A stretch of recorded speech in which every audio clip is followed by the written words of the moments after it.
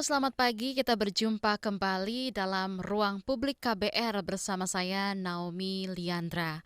Dan pagi hari ini kami mengangkat tema yaitu KUHP baru dan hak kesehatan reproduksi yang terancam terpinggirkan. Siaran pagi hari ini bisa Anda simak di 100 radio jaringan KBR dari Aceh sampai Papua. Untuk Anda yang berada di Jakarta bisa langsung dengarkan melalui radio di 104,2 MS3 FM. Dan untuk Anda yang berada di luar wilayah Jakarta bisa dengarkan melalui streaming di kbr.id atau bisa langsung simak dan juga tonton melalui channel YouTube Berita KBR.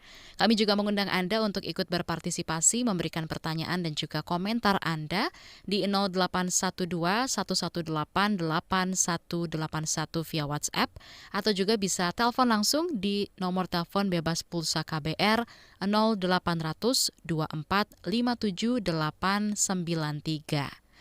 Saudara, sejumlah pasal tentang kesehatan seksual dan reproduksi dalam Kitab Undang-Undang Hukum Pidana KUHP yang baru menuai kritik. Salah satunya soal ketentuan hanya petugas berwenang dan relawan ditunjuk pemerintah yang boleh memberi edukasi alat mencegah kehamilan pada anak. Kondisi ini dinilai berpotensi membuat pendekatan layanan kesehatan seksual dan reproduksi tentunya menjadi sentralistik ya, dan membuka peluang kriminalisasi bagi pegiat edukasi kesehatan reproduksi. Lebih jauh, situasi itu juga disebut nantinya bakal mengganggu capaian kesehatan seksual dan reproduksi di Indonesia yang angkanya memang sudah rendah. Temuan dari UNICEF tahun 2020 juga memperlihatkan tingginya angka remaja perempuan di Indonesia yang belum mampu mengakses alat kontrasepsi modern. Situasi ini juga turut berkontribusi pada tingginya angka kehamilan remaja. Ruang Publik KBR akan membahas masalah tersebut bersama dengan kedua narasumber, yaitu Rito Hermawan, Koordinator Nasional OPSI, dan Naila Rizky Zakia, Advocacy Manager Jakarta Feminis. Selamat pagi, Mas Wawan dan juga Mbak Naila. Selamat Selamat pagi. pagi, Kak Naomi. Selamat pagi, terima kasih sudah bersedia hadir di Ruang Publik KBR pagi hari ini. Baik, kita ke Kak Naila terlebih dahulu ya. Pasal KUHP terkait kesehatan reproduksi, khususnya terkait alat pencegah kehamilan, ini ada di pasal 408 dan 410 ya. Kedua pasal ini dianggap melanggar aturan HAM dan juga konstitusi. Bisa dijelaskan apa yang dilanggar kedua pasal ini? Mungkin bisa dijelaskan masing-masing per pasal, silakan. Terima kasih, Kak Naomi. Sebenarnya pasal 408 dan 410 ini satu paket gitu ya, karena 408 itu mengkriminalisasi penyebaran informasi terkait alat kontrasepsi, dan kemudian yang kedua yaitu pasal 410-nya memberikan batasan siapa yang berhak untuk melakukan edukasi terkait dengan penyebaran informasi alat kontrasepsi ini. Nah, yang sangat mendasar sebenarnya dilanggar dari keberadaan kedua pasal ini adalah soal hak atas informasi yang dijamin di dalam konstitusi kita. Selain hak atas informasi, karena ini berkaitan dengan layanan kesehatan, akses informasi terhadap pemberian alat kontrasepsi, itu juga kemudian melanggar hak atas kesehatan yang juga diatur oleh konstitusi kita. Dan itu merupakan hak dasar ya. Kita nggak mungkin bisa sekolah, kita nggak mungkin bisa punya hidup yang layak, kita nggak mungkin bisa mencapai ketujuan hidup kita gitu ya, kalau kita nggak punya atau kalau kita nggak dikasih hak dasar kita, yaitu hak atas kesehatan dan hak atas informasi. Nah, kedua pasal ini kemudian merenggut itu. Padahal informasi soal kesehatan seksual dan reproduksi di Indonesia itu masih sangat minim sekali, masih sangat tabu. Saya yakin kawan-kawan pendengar KBR juga tidak banyak yang kemudian memahami edukasi kesehatan seksual reproduksi sejak dini, sejak masih kecil. Mungkin kita baru memahami itu ketika beranjak dewasa bahkan. Jadi bahkan banyak sekali teman-teman korban, misalnya korban kehamilan tidak direncanakan begitu, mereka rata-rata tidak paham apa itu pendidikan kesehatan seksual reproduksi. Mereka nggak paham apa itu dampak atau konsekuensi dari berhubungan seksual misalnya. Nah, ini kan hal yang sangat mendasar.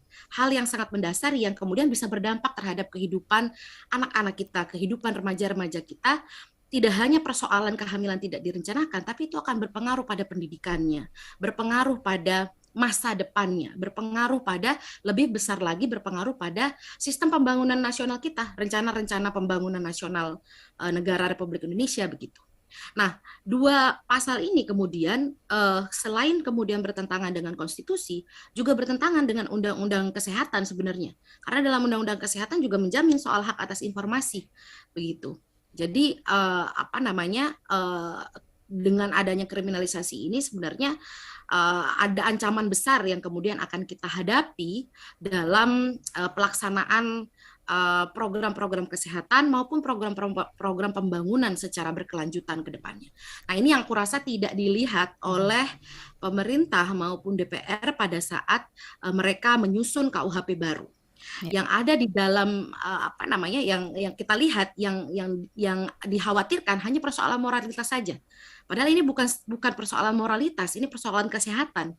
Nah, itu mungkin yang perlu dipahami dulu begitu ya Kak Naomi.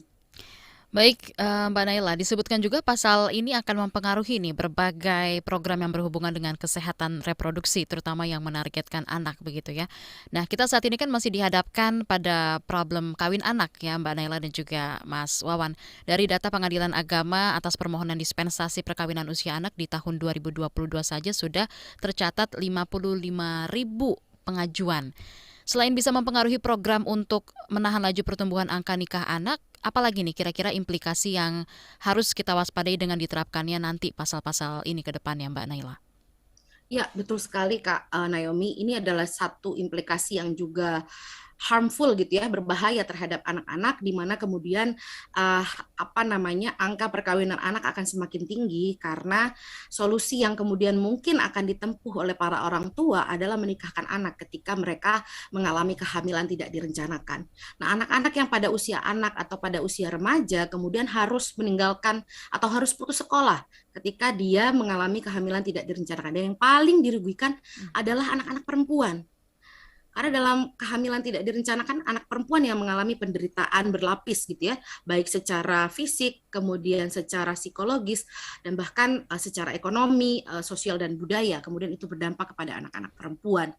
Nah, selain soal perkawinan anak yang kemudian tinggi, yang paling berbahaya adalah kita tidak hanya dihadapkan pada pasal 408 dan 410. Ada pasal soal zina yang kemudian bisa mempidana anak-anak yang mengalami kehamilan tidak direncanakan. Jadi bisa dibayangkan, ini anak-anak sudah tidak dikenalkan dengan pendidikan kesehatan seksual dan reproduksi, tidak diberitahu soal apa itu alat kontrasepsi, tidak diberitahu soal apa itu konsekuensi dari berhubungan atau beraktivitas seksual misalnya, lalu kemudian dia akan dipidana dengan pidana zina. Dia mengalami kehamilan tidak direncanakan, lalu kemudian dia akan dihadapkan dengan pidana zina. Jadi kita harus melihat KUHP baru ini, dia tidak berdiri sendiri, dia tidak hanya 408 dan 410, tapi ternyata ada pasal lain yang kemudian bisa mengancam anak-anak kita. Yang tadinya dia kemudian mengalami kehamilan tidak direncanakan, menghadapi kawin paksa misalnya, kawin anak gitu kan, terus dia dihadapkan pula dengan kriminalisasi. Jadi ini anak-anak sudah korban, sudah putus sekolah, sudah mengalami kehamilan yang dia tidak tahu gitu ya, kalau dia akan mengalaminya, dia juga akan mengalami pemidanaan. Nah, ini kompleksitas dari KUHP baru yang kemudian dampaknya sangat serius sekali kepada anak-anak perempuan. Baik, Mbak Naila. Dari opsi Organisasi Perubahan Sosial Indonesia, Mas Wawan ya, ini adalah jaringan nasional yang dipimpin oleh komunitas yang didirikan, dijalankan dan juga tentunya didedikasikan untuk pekerja seks di Indonesia. Mas Wawan tadi juga sudah dijelaskan juga ya oleh Mbak Naila gitu, seperti apa implikasi dari pasal 408 dan pasal 410 ini terhadap berbagai program yang berhubungan dengan kesehatan reproduksi. Nah, kalau dikaitkan dengan kerja-kerjanya opsi, gimana nih Mas Wawan pasal ini nantinya akan mempengaruhi secara langsung atau tidak langsung? Ya, sebenarnya bentuk katakannya lah, pasal ini nggak berdiri sendiri. Selain pasal zina, ada juga pasal aborsi, gitu.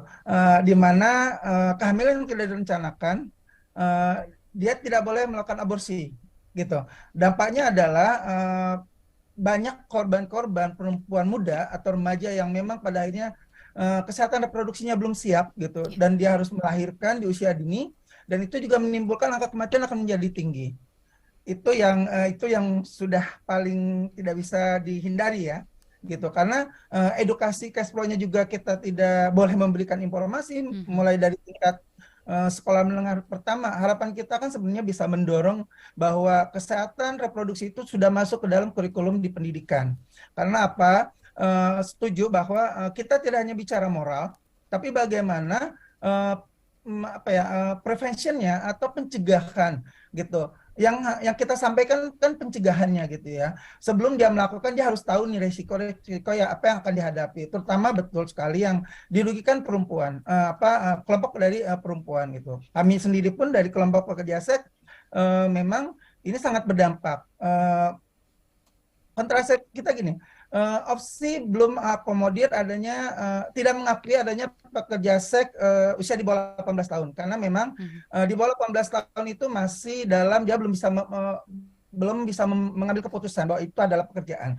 Namun kita opsi tidak menutup mata di fakta di lapangan banyak usia remaja di bawah 18 tahun itu sudah melakukan transaksi seksual gitu, yang dimana ini pun kalau mereka tidak, kita sebagai organisasi yang berfokus pada empowerment terhadap pekerja seks, itu kita agak kesulitan gitu untuk memberikan edukasi bagaimana kondom ini menjadi penting. Bukan berarti kami mengamini adanya pekerja seks di bawah 18 tahun, itu kami tidak mengakui, tapi ada, dan apa yang harus kita lakukan sebagai organisasi yang peduli dengan isu kesehatan reproduksi untuk teman-teman pekerja seks.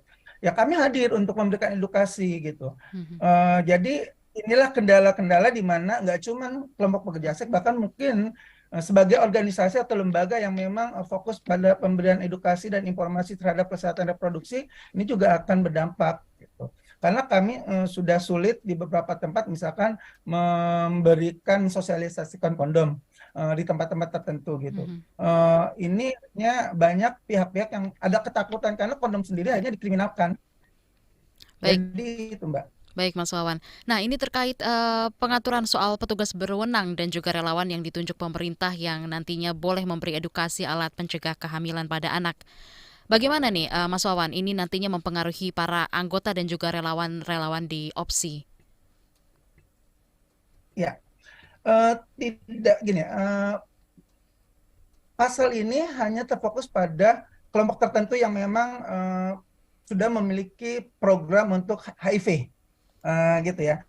Tapi kan banyak kelompok-kelompok bahwa kondom itu nggak cuma alat pencegahan HIV dan IMS, tapi bagaimana mereka bisa mencegah pencegahan dini untuk kesehatan reproduksi ke depannya, terutama perempuan yang memang tingkat kerentanan apabila perilaku seksual sudah dilakukan semenjak dini tanpa adanya edukasi dan perlindungan, ini juga kan akan menjadi fatal gitu. Nah, seharusnya ini tidak ada pembatasan atau menjadi eksklusif untuk program tertentu pada saat kita bicara kesehatan reproduksi. Harusnya saya yakin banyak kelompok-kelompok di luar sana yang punya secara sukarela gitu ya, ingin memberikan bahwa informasi dini untuk teman-teman perempuan usia remaja itu menjadi penting. Namun mereka memiliki kebatasan apabila KUHP ini tetap diterapkan gitu. Padahal bahwa akses informasi ini itu hak semua warga negara dan itu tidak dibatasi gitu, tidak boleh dibatasi, dan ini akhirnya adanya pembatasan, dan ini akhirnya mengebiri kelompok-kelompok yang memang punya niatan untuk sukarela memberikan edukasi dan informasi bagaimana untuk mencegah kehamilan di luar perencanaan, pernikahan paksa pada anak, bahkan angka kematian di usia dini bagi perempuan remaja.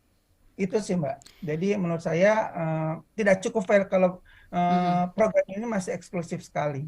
Jadi pencegahan dini untuk kesehatan reproduksi juga akan terbatas ya kalau KUHP ini tetap dijalankan gitu ya Mas Wawan dan juga Mbak Naila. Baik, nanti kita akan lanjutkan kembali perbincangan kita di Ruang Publik KBR pagi hari ini dengan tema KUHP baru dan kesehatan reproduksi yang terancam terpinggirkan, akan segera kembali, dan untuk Anda bisa pergunakan telepon bebas pulsa KBR jika Anda ada pendapat dan juga pertanyaan di 0800 2457 893. Ruang Publik akan segera kembali.